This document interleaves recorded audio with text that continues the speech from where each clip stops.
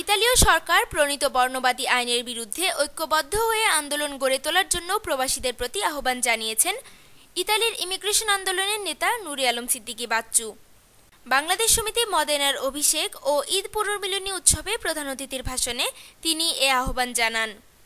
সংগঠনের সভাপতি নুরুল আলম আজাদের সভাপতিত্বে অনুষ্ঠিত অভিষেকে বিশেষ অতিথি ছিলেন নুরুল আমিন, সাধারণ সম্পাদক খন্দকার মাসুদুল আমিন লিটন, সাংগঠনিক সম্পাদক মোয়াজ্জেম হোসেন সহ নবনির্বাচিত কর্মকর্তারা বক্তব্য রাখেন।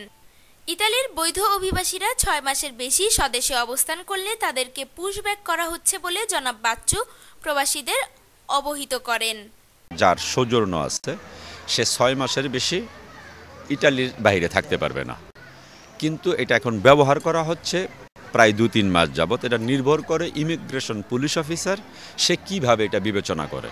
নানা খেলাধুলার আয়োজন করা হয় ঈদ পুনর্মিলনী উৎসবে। বিভিন্ন স্টল সাজিয়ে দেশীয় খাবার বিক্রি করেন গৃহবধূরা। প্রবাসীরা দেশীয় সংস্কৃতি ছড়িয়ে দিতে চায় নতুন প্রজন্মের মাঝে।